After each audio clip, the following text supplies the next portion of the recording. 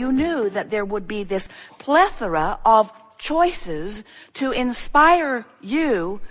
But the question is, inspire you to what? Inspire you to the right answer? Inspire you to the answer that more are believing is the right answer? In other words, should there be a poll? Should it finally be concluded once and for all? Should every person on the planet be asked the question? And should the answer then be published somewhere? So that finally everyone knows once and for all what color of skin is right, what religion is right, what occupation is right, what application of your life to a day-to-day endeavor is right. Of course not, because you are diverse and you are creators. And most of all, you are the creator of you see. So the reason that we thought that it might be fun to begin this gathering today, contemplating the rightness or the wrongness of these questions or these answers or these opinions, we thought it would be a very good platform to help you to understand why it is that you and almost everybody you know is so mixed up about so many things. It was so interesting watching these children because almost all of them, as they said that one, they didn't say that one in a defining term. They said that one, that one. In other words, I'm reaching to give you the right answer by your standards, asker of the question. You're the teacher. You're the one who is standing as the expert. I'm only trying to modify my response so that I get a pleasing response from you. Isn't it interesting? It was such a rare and refreshing thing to see a child say, they're all the same. They're all the same in terms of their goodness. But even those children have been coached by someone who has helped them to understand. In other words, it is not an easy thing to be of this earth, to have been born to someone that got here first, to be an observer of what's going on around your planet, and not have come to all kinds of opinions about all kinds of things. We're not for a moment wanting to guide your opinions or tell you that some of them are inappropriate. But what we are here to emphatically help you to remember is that there is an opinion that really matters, and that is the opinion of who you really are and the source within you. That if you are measuring your thought in the moment, your conclusion in the moment, your desire in the moment, your expectation in the moment, your belief in the moment, your answer to any question in the moment, you can feel what the source within you knows about every one of those questions. In other words, the question is, which is the good child? That was the question. Which is the good child? That one over there, light skin. Which is the bad child? That one over there, dark skin. Almost every one of them said that. Which is the good child? What a question. What a question. So, if you were to put a question like that to the source within you, who is the good one? Or who is the bad one? What do you think the emotion within you would be in your attention to such a question? Do you think the source within you would help you pick out which one is the good one or which one is the bad one? Or do you think the source within you would give you a gut check on the absurdity of the question? In other words, the source within you would feel such absence of willingness or even ability at this evolved state of sourceness to even play in such a screwy game. And as you play in that game, if you're going to be effective in a game like that, you can only measure your response against the criteria that is physical reality. And you're going to, if you're like most humans, use the criteria that is most available to you. Right now, it's the teacher. You're reading her. What's the answer you want? What's the answer you want? And those little buggers, they can feel, they can get the reading, they know exactly what the reading is. In other words, there's nobody that's ever given a survey, ever. There has been no one ever who attempted to gather statistics of any kind that didn't skew the results with the expectation that they had when they set the thing up to begin with. Your expectation, your vibrational stance is everything. So what we're getting at is we are talking about this conversation that these psychologists are having with so many children. As we're having this conversation with you, what we're getting at is we want emphatically to help you to remember that the only relationship that you're ever reaching for an understanding of is the relationship between the source within you and how the source within you feels about the subject that you've got active, period. And if you try to measure your answers against what the teacher wants or what your parents want or about what society wants or even what your peer group wants, you're going to be upside down and all around, scrambled really in trying to cater to these outside the vortex, disconnected, not in alignment with source criteria that surround you so much in your culture of socialization.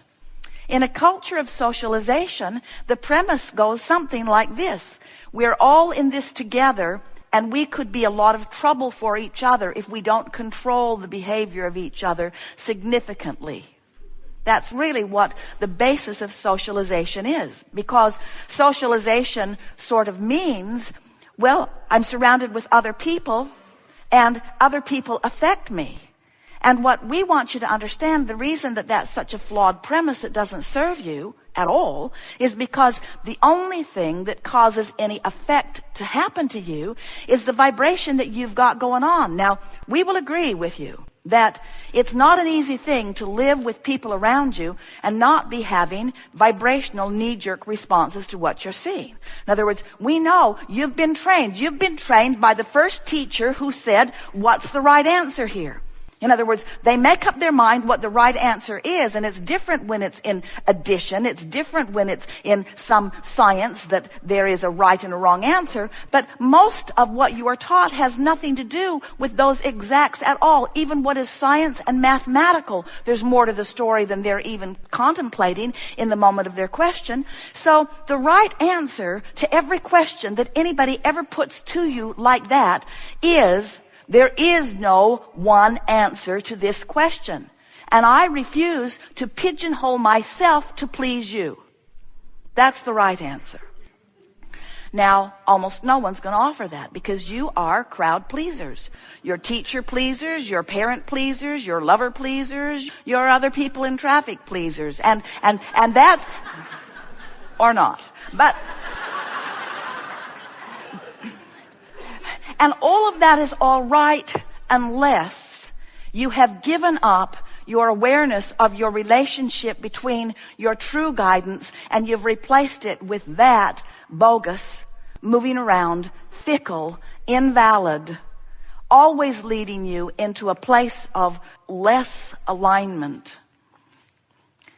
If you are using anything other than your emotions to help you know the validity or the perfection of the choice of your thought in the moment, then you are off your signal. Then you are setting yourself up for something that's going to get bigger and bigger and bigger before it comes to any sort of a satisfying conclusion. Does that make sense to you? So here's how it works. Before you came into this body, you were source energy, vibration. And as part of that consciousness, a lot of words, energy, vibration, consciousness, all of this vibrational you knows about this leading edge time-space reality and sends part of that consciousness into these physical bodies that you now claim as you. So as the consciousness came forth into you and you were pronounced alive, you are always alive, but they just didn't know it. There you are, physically focused, source energy in a physical body. But when the doctors examined you, they counted your fingers and toes, but not one of them said source energy here. Now, they were onto it in some way because they said, this one's alive. And when you croak, they'll pronounce you dead. So they've got the energy part down to the extent that they can tell when there's some in you and they can tell when there isn't. But they really don't understand the full relationship between this source that is you. So here you are, a part of your consciousness, a very small part of the consciousness that is you as source energy came into this physical body. And as that energy comes into this physical body, now there is a relationship between the larger part of you and the physical part of you. These two vibrational energy beings are now having a vibrational relationship, just like a transmitter and a receiver. Just like you set your radio dial in order to receive a particular frequency for a particular broadcast that you want to hear. You have been set to a frequency to receive this broadcast that is coming from who you really are. And when you first get here, your frequencies are so aligned that you are a perfect extension of source energy. Very soon you become exposed to the worrisome mother that you were born to.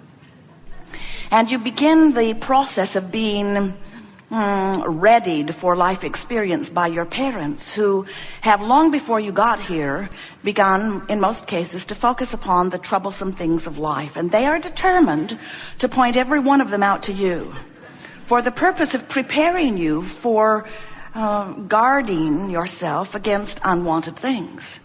Now, these well-meaning but not wise parents don't realize that in their socialization of you that there is a very big other thing going on, and that is they may be helping you to tune your frequency further and further and further from the frequency of your source. But they're not really worried about that, because as far as they're concerned, they are the source of your guidance. So you hear things like, life isn't just about fun and games, and your inner being is saying, yes it is, yes it is, yes it is. And your parents are saying, and life is not fair, and your inner being is saying, yes it is, yes it is, yes it is. And the universe does not revolve around you, and your inner being is saying, yes it does, yes it does, yes it does. And you cannot have everything you want just because you have been flitting around and have determined that you want it. And your inner being is saying, yes you can, yes you can.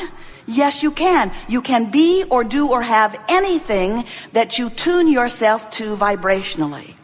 Now, your well-meaning parents and mentors and teachers who are surrounded by their physical environment have something going on with them that you as a newborn newcomer have not yet picked up along your physical trail. And that is, they have a very severe case in almost every case of what is itis.